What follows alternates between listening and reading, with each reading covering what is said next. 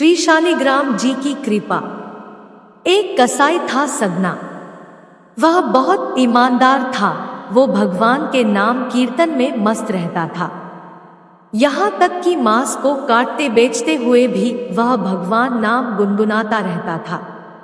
एक दिन वह अपनी ही धुन में कहीं जा रहा था कि उसके पैर से कोई पत्थर टकराया। वह रुक गया। उसने देखा एक काले रंग के गोल पत्थर से उसका पैर टकरा गया है।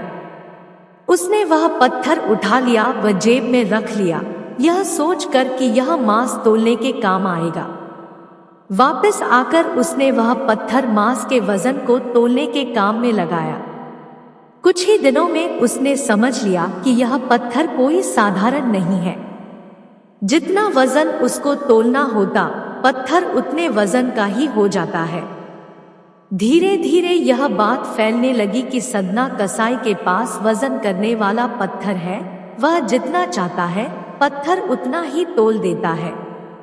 किसी को 1 किलो मांस देना होता तो तराजू में उस पत्थर को एक तरफ डालने पर दूसरी ओर 1 किलो का मांस ही तुलता।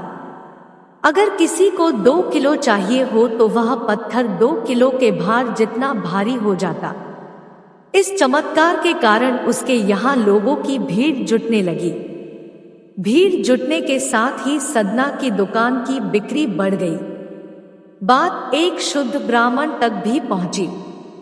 हालांकि वह ऐसी अशुद्ध जगह पर नहीं जाना चाहता थे जहां मांस कटता हो व बिकता हो, किंतु चमत्कारिक पत्थर को देखने की उत्सुकता उसे सदना की दुकान तक खींच लाई। दूर से खड़ा वह सदना कसाई को मीट तोलते देखने लगा।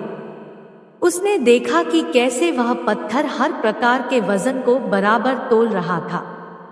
ध्यान से देखने पर उसके शरीर के रोए खड़े हो गए। भीड़ के छटने के बाद ब्राह्मण सदना कसाई के पास गया। ब्राह्मण को अपनी दुकान में आया देखकर सदना कसाई प्रसन्न भी हुआ और आश्चर्यचकित भी। बड़ी नम्रता से सदना ने ब्राह्मण को बैठने के लिए स्थान दिया और पूछा कि वह उनकी क्या सेवा कर सकता है। ब्राह्मण बोला, तुम्हारे इस चमत्कारिक पत्थर को देखने के लिए ही मैं तुम्हारी दुकान पर आया हूँ, या यूं कहें कि ये चमत्कारी पत्थर ही मुझे खींचकर तुम्हारी दुकान पर ले आया है।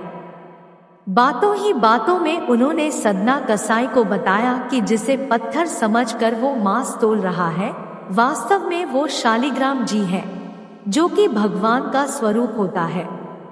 शालिग्राम जी को इस तरह गलेकते मांस के बीच में रखना व उनसे मांस तोलना बहुत बड़ा पाप है। सदना बड़ी ही सरल प्रकृति का भक्त था। ब्राह्मण की बात सुनकर उसे लगा कि अनजाने में मैं तो बहुत पाप कर रहा हूँ। अनन्य विनय करके सदना ने वह शालिग्राम उन ब्राह्मण को दे दिया और कहा कि आप तो ब्राह्मण हैं, अतः आप ही इनकी सेवा प्रचर्या करके इन्हें प्रसन्न करें। मेरे योग्य कुछ सेवा हो तो मुझे अवश्य बताएं। ब्राह्मण उस शालिग्राम शिला को बहुत सम्मान से घर ले आए। घर आकर उन्होंने श्री शालिग्राम को स्नान करवाया, पंचामृत से अभिषेक किया व पूजा अर्चना आरंभ कर दी। कुछ दिन ही बीते थे कि उन ब्राह्मण के स्वप्न में श्री शालिग्राम जी आए व कहा, हे ब्राह्मण, मैं तुम्हारी सेवाओं से प्रसन्न हूँ, किंतु तुम मुझे उसी कसाई के पास छोड़ आओ। स्वप्न में ही ब्राह्मण ने कारण पूछा तो उत्तर मिला कि तुम मेरी अर्चना पूजा करते हो, मुझे अच्छा लगता है, परंतु जो भक्त मेरे नाम का गुणगान कीर्तन करते रहते हैं, उनको मैं अपने आप को भी बेच देता हूँ। सदना तुम्हारी तरह मेरा अर्चन नहीं करता है, परंतु वह हर समय मेरा नाम गुनगुनाता रहता है, जो कि मुझे अच्छा लगता है, इसलिए तो मैं उसके पास गया था।